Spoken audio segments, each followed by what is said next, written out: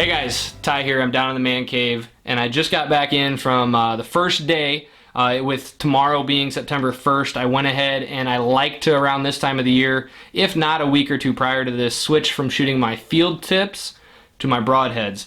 And one thing this allows me to know instantly is if I'm shooting consistent bullet holes with my field points and I put in a broadhead and they're shooting consistently the same but off, something's not right with my bow. Something's not tuned in right. It's not tuned to that. So one of the greatest resources for that is look up the Easton Broadhead tuning page. There's a document, you see it floating around. But I will say this much: a properly tuned bow will shoot any head the same as long as it is a well-made and well-balanced head. Let me repeat that. A well-balanced, well-made broadhead, no matter what manufacturer it is, will shoot out of a properly tuned bow accurately to the ability of the bow hunter. Let me add that second time. So I think a lot of times out there, I think one of the biggest reasons why we see mechanicals getting so much love, one, I think they're kind of the sexier choice, if you will. Guys love the huge cutting diameter that they give, and depending on where you hit the animal, the blood trails that they produce are incredible. I'm not gonna lie, and I'm not gonna this isn't gonna turn into a broadhead video, but I wanted you to know, and I will stress again, if your bow is properly tuned and you are a good shot, any broadhead should shoot accurately to where you're aiming. Tonight, I'm trying to decide here this year what I'm going to do. I've always used Slick Trick, which is the middle broadhead that you're seeing in the picture right now in front of my face. It's a 125 Magnum broadhead made by Slick Trick. And then the red one, the left one on to you, and the right one to me, is the single bevel Dirt Nap Gear broadhead. Love this head. It has the bleeder blades. Love the single beveled idea. If you want to know why single bevel tie, look up Ed Ashby. Look up Alaskan Bow Hunting, has a bunch of videos on it.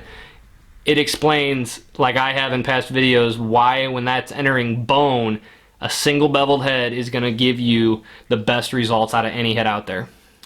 Then we have the double bevel by Dirt Nap Gear. It's the exact same concept, except for this time, instead of being single beveled, it's double beveled, sharp on both sides, all the way back behind. So if this arrow is getting pulled out or working its way back, that back side is sharp, just like on the single bevel. And to be honest with you guys, I did not notice a difference out of my bow. Every single one of these shot accurately, and that's what I was hoping for. And now I am very confident hitting the woods this fall that any of these heads that I decide to grab and any of these arrows, although I do need to get one redone, this is the problem when you're shooting broadheads, guys, right here.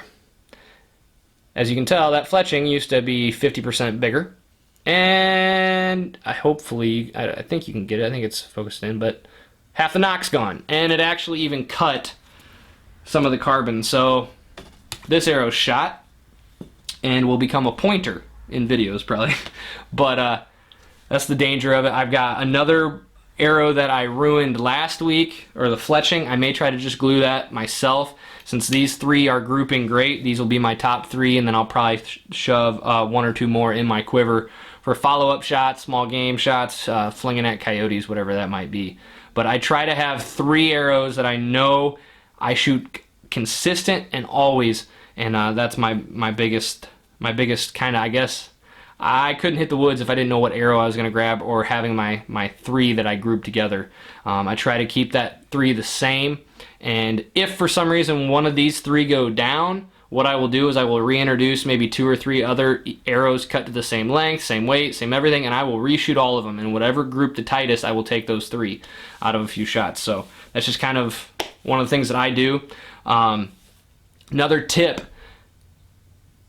this is the time of year, and I harped on this on Facebook. I think I've harped on this before, and I'm going to end the video with this little note.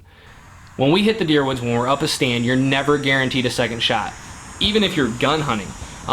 Guys get follow-up shots all the time. Last year I had a follow-up shot on splits with archery equipment. Extremely rare. That was the first time, I'm trying to run through my head, yeah, I'm fairly certain that was the first time ever in all my years of bow hunting that I got a second shot. Rarely will you get a second shot after you miss. You know, I hit splits, I hit him a little high, it stunned him, and I was able to do a follow-up shot instantly within seconds. So, but the point of this whole thing is, this is the time of the year, if you go out there and you shoot, oh, Ty, I shot 24 shots last night, I'm honed in, I'm doing awesome, and then, you know, I ask you, are you shooting broadheads? That's the first question. If you're not, you need to switch that up. And then the second question is, well, are you shooting like your whole quiver in one spot? Oh, yeah, I shot 6 shots, 25, 6 shots, 35, 6 shots, 45, and then 6 shots at 15 or whatever it might be. Well, that's not doing you any good. You get 1 shot when you're up the tree. 1. This is the time of year where every single shot I take is going to be the difference of at least 5 yards. And I'm going to throw in oddballs. I think so many times we get honed in on practicing at 15, 25, 35, 45, 55. We forget to practice 50, 37, 42, things like that. We've got to be able to adjust. And with these fast bows these days, you know, if you're not shooting traditional or an older bow, really that difference has become kind of negligent, but you still got to be able to practice and be confident, because confidence is one of the biggest things to where when you have that buck walk out and you want to be able to just shift into autopilot and everything's the same and you feel confident. As long as you don't spook that deer, you're going to do your job, and when you draw back, you know exactly where that arrow is going. The confidence factor is huge.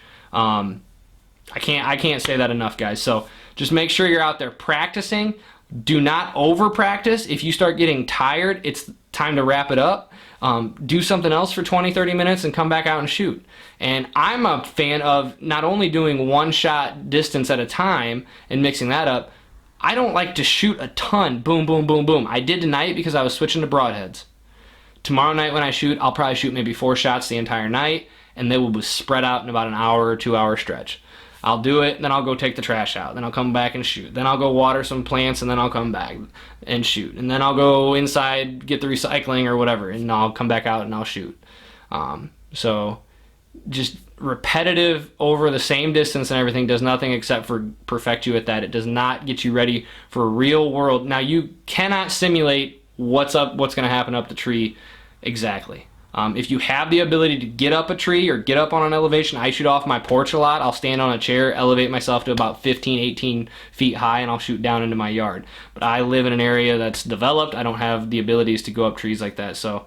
But if you do, hang a stand up. Build a stand, build a platform, something that you can practice at that elevation too. However, proper form, properly tuned bow, as long as you do your form right and you bend at the waist and not the arms or anything like that, the angle of your shot plays very little in where you're going to hit. It's where you're going to aim. You always aim for that exit point when you're up the tree. This is Ty. I've rambled on long enough.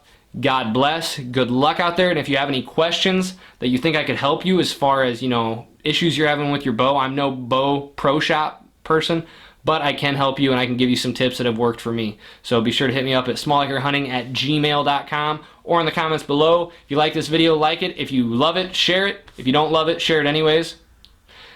God bless, guys. Good luck.